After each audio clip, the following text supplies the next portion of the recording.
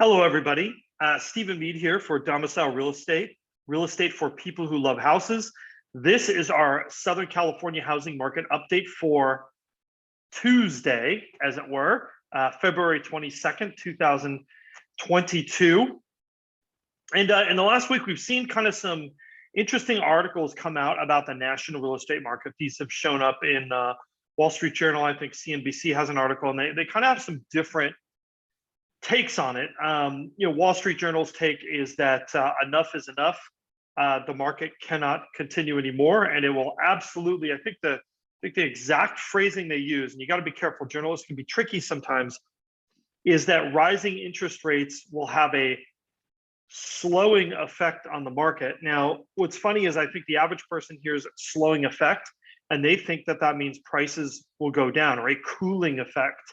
But if you're on pace in some of these markets in the Southeast that are hitting at 25% year-over-year price growth, slowing down might mean you go to 5 or 10% year-over-year price growth, right? Slowing down, cooling down does not mean going backwards. The other thing is there's a lot of talk about some of these markets that are overheated. So one of the conversations that I've had with people is people who believe that our Southern California housing market is overheated beyond belief, and they say it can't possibly be more heated than it is right now. And my perspective on that is, well, it's interesting because there actually are markets right now as we speak that are hotter markets in the United States. So for example, the Southeast areas like Atlanta. I mean, in California, if you were to look at the end of the year for 2021, our market in LA and Orange County saw around, for single family homes, around a 15% or so year-over-year price increase. Absolutely great numbers. But in markets like Atlanta, they're seeing markets, Atlanta, Dallas, I think it's Miami, those are seeing over 20% year-over-year. So I think what's happening is, I think some of these articles that are coming out in the media, I think are a bit of an emotional response to the anecdotes that people are hearing. And I'm going to give a little bit of a caveat because there's one thing I don't think they're wrong about, right? These rising interest rates absolutely will have some effect on our market. The question is, what kind of effect is that going to be? And are we at a point where that's going to be a kind of a halting effect? Is that going to be a price dropping effect? Is that just going to be a slowing things down a little bit effect? It's going to have some effect, but I'm in the camp where I'm not sure it'll have a huge effect. And part of the reason why is I'll tell you a little bit about some of the behavior that I'm seeing in our market, especially for price categories and areas that are particularly desirable. These are some of these blue chip commodities, right? A good example in Orange County is the Mesa Verde neighborhood of Costa Mesa. This is a desirable neighborhood. It's always been a desirable location. The houses are nice. People put a lot of money into remodeling them. Huge price increases in there. We recently submitted an offer on a house, in between the 1 million and 1.5 range, with 27 offers that will likely go a few $100,000 over its list price. And I just think that when you've got such a shortage of inventory that every listing is getting it between 10 and 25 offers, you can afford for a lot of that demand to bleed off before that market eases. I mean, half the buyers in the market today, I think, could disappear before we'd see prices move, backwards or even stagnate, because we just have such a shortage of inventory. So let's go ahead and take a look at the stats and see how that correlates to how the market feels to us. All right, here. So we're going to go back. Active listings. So, this is one area that I think we are seeing an effect of rising interest rates. If you look at the shape of this graph, last year, listings peaked in the spring around the beginning of, early part of January, and then they actually dropped off. And we went through April before they really started going up, and then in through July and that late summer where we peaked on available homes. Look at where we are now. We're still going up, albeit very, very slowly. And our overall level for both our under 1 million and 1.2 million is still significantly below where it was at this point last year. So, the shape of this graph is different, but the overall net result is the same here. We just don't have very much inventory in our market. We have less than we had last year, and I think buyers are feeling that, and that's showing up in these negotiations. When you're a seller and you've got 27 offers on your house, you have a lot of options in the terms that you're dictating, especially if you are in one of these highly desirable areas. That can make a huge difference. So if we look at our new listings in the last 14 days, these new listings jumped up as they did last year, but now we're almost seeing this weird cresting. It's just not going up like it did last year. We saw this is the rate at which new listings are coming online. We've seen a little bit of growth. In fact, our 1 to 2 million looks pretty good, but this under 1 million segment, there's just not a lot coming into the market.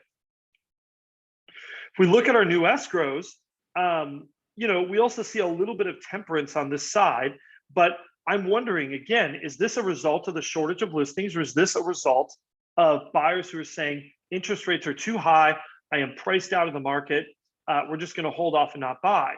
Anecdotally, I'll tell you, we are hearing buyers say, this is crazy, I give up, I don't want to be in this anymore. The problem is, like I said, we may be in a situation where we actually have the ability, right? Like we have enough buyers for, a multiple of the houses that we have available. And because of that, it means even if 10% of those buyers disappear tomorrow because either rates have risen and they've priced out, they're tired of playing in this game, that doesn't really make enough of a difference in our market. We need bigger shifts in demand to fundamentally alter some of these market dynamics. And I'm just not seeing it happening yet. And that's not to say that it might not happen towards the end of the year. I think we all kind of wonder, where can prices go where we start to see large scale drop-offs in demand, right? Where can payments go where it's not a 10% drop-off of buyers, but a 50% drop-off of buyers, right, from their peak? And I think that really is the question and the reason why we need to monitor these things. And we're going to talk about that in probably a few minutes. We have a slide for that. But jumping back in here, these new escrows are not falling off precipitously. What this tells me is, no, there's just not enough inventory to really support growing demand, or the demand that exists. There just isn't enough still. If we look at our absorption rate, here we are, just about 90% under 1 million and about over 80%. These are still very active, very on par with where we are last year. In fact, it's maybe down slightly, but not really that much. Again, if there's any change between this year and last year, it might be the difference between the most desirable homes and the least desirable homes. So those most desirable homes might be even getting even more activity, right, than they got in the past.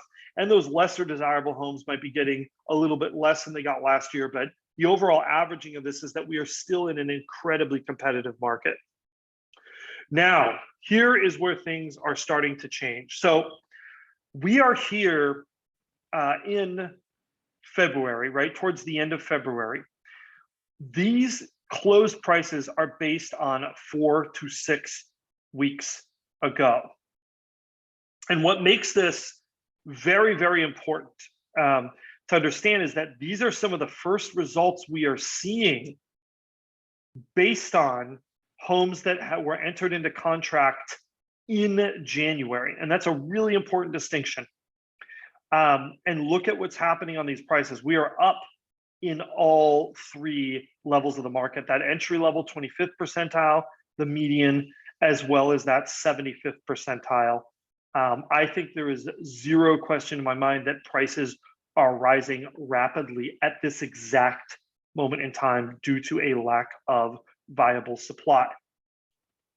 Now, if we look at this still active percentage, again, these numbers look a little bit better than last year, but not really that much better than last year, especially in our 1 to 2 million. They're about the same and a little bit better here under 1 million. But I'm just not seeing available homes growing in a way that indicates that market is slowing. If anything, it's really kind of holding steady. This graph, though, this one really kind of takes the cake, and I think this really tells you what you need to know. So let's unpack this just for a second. I think this is worth spending time on. If you look here, where were we last year at this point? Well, on average, homes were closing, if you were under $1 million, they were closing just about 102% of list price. And if you were 1 to 2 million, they were closing about the same, maybe a teeny bit less, right? 101, 102%. Look at where we are today. So for our under 1 million, on average, homes are closing at almost 104% of list price. You know, that is what it looked like the middle of the spring last year when things were really tough. But look at the shape of this graph, how this is rising from here. This is not a quiet rise. This is starting to look like this figure. So it's like this, except it just keeps going. And then look at here for our 1 to 2 million. Look at where this is going.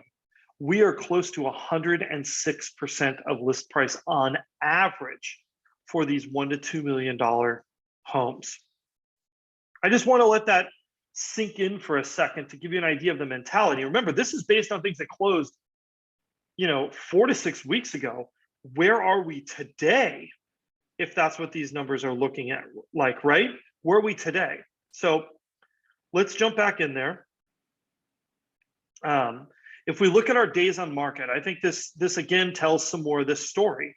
You know, what's happening, especially with these desirable homes, they're getting snapped up nearly instantly. You know, where were we at this point last year? You know, we were in that low 20s. We are now below 20 for under $1 million. Where were we on 1 to 2 million? Over 30 days. Where are we? A new low, below 20 days. This really tells you what's going on with consumers in that space. There just aren't enough viable houses. And I want to emphasize the term viable. I think when the market is this hot, you will see some junk come to the market because people will put a price tag on anything and hope they can sell it. You know, I will say this statement. If you are out there right now and you are a seller and you have a home that backs the railroad tracks, put your house on the market now. This will be possibly your best chance to sell a home that has something that normally would make it very difficult to sell. In this market, you know, I think you are in a great position to capitalize on the low inventory, especially if the rest of your house is great. Now, here's our affordability graph, and this is the one that maybe starts to give me a little bit of heartburn. You know, for a good portion of last year, we accelerated through the spring here. And just as a reminder, the baseline is June of 2018. So this is based on the payment, right? This is the number that buyers are actually facing when they buy a house.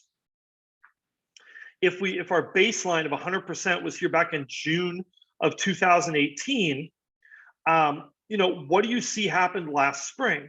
Well, they jumped up to kind of close to this 120% range. And for the longest time last year, we really fluctuated in this 110 to 120% range. Then towards the end of the year, it went towards 120. And then look, basically since the beginning of the year, we have jumped almost 10% on that affordability. Now, this is a result of CPI numbers, which have been higher, which makes this a little less scary, right? If everything is inflating, is it that unreasonable that the payments on houses would be going up too? It's not. But you know, the faster this number rises, the more difficult that is to sustain, right? If this number rises carefully and slowly over time, that's very sustainable. So it does make you wonder, are we going to race to a breaking point? And where is that? I'll just give you a little hint. I don't know where that breaking point is. And I think anybody who says they know where it is taking a guess. But right now, I'm just not seeing, our demand is so strong in the inventory. One of those levers has to change, right? So either or both, right? Either demand needs to go down significantly or something needs to happen to raise the volume and the number of homes that are available on the market. So those are the levers really that we have to contend with. And I don't see the availability. I don't see the supply side moving very much, at least not in the short term. The demand side, interest rates are where it's at, but we have so much excess demand that my concern is the level of interest rate rise that is going to have to be required to really sort of stop the market growth in its tracks. I mean, that's a huge amount. I mean, half the buyers that are in the market today, I think, need to disappear and need to leave the market. And I think it's going to take a lot of interest rate increases for that to happen, just because we have so much pent-up demand due to a lack of inventory. Moving on, prevailing mortgage rates. Well, here it is. We track this based on Freddie Mac's average measurement. They release it once a week. They're showing slightly below 4%. Depending on where you are and what type of loan, I would say you're going to be ranging from that very high threes all the way up to 4.5 is what you're going to see for a paper. Looking at the speed of this graph, yeah, these are pretty big increases pretty quickly, and but our market is absorbing it so far. We've got a lot of factors too that might affect this: potential war in Ukraine, financial uncertainty, the almost endless barrage of COVID variants. All of these things, they might serve to sort of temper some of those interest rates. The other thing is, to be honest, we have rates, if we say rates around 4%, but inflation is 7%, literally you make money by taking out loans right now. So, yes, this is making payments go up, but from a long-term financial perspective, home buyers still make money taking out a home loan. They will be paying back that money with earnings that likely will go up faster than the interest rate on the loan that they are paying. So, when you incorporate these things, it's not hard to imagine why this market is remaining so robust. I think people kind of have this "it can't get any worse" mentality in there. I think that's coming really from an emotional state. But the fact is, economically, I think it can get worse. I think it can get quite a bit worse for buyers in terms of pricing and payment levels and some other things. Obviously, it can get a bit worse for them until suddenly it isn't. But I don't feel like we are close to running out of gas. I think if we are, demand just really has to change quite a bit, quite suddenly, and I don't see that happening quite yet. So do not forget to like, subscribe, hit that notification bell. Questions and comments, absolutely, we love them. And then if you are looking to buy or sell real estate in Southern California, LA and Orange counties, we would absolutely love to work with you. There's a link down below to schedule a no cost, no obligation consultation. Also, do not forget to download our real estate app. Find homes, not hassles. We do not sell your data to third parties, and you do not get barraged with ads. So if you'd like a good real estate app experience, we don't get either of those things. Definitely check that out. I think that's pretty much it. Thank you so much for watching. We will see you again this Thursday for our architectural email. See you again real soon.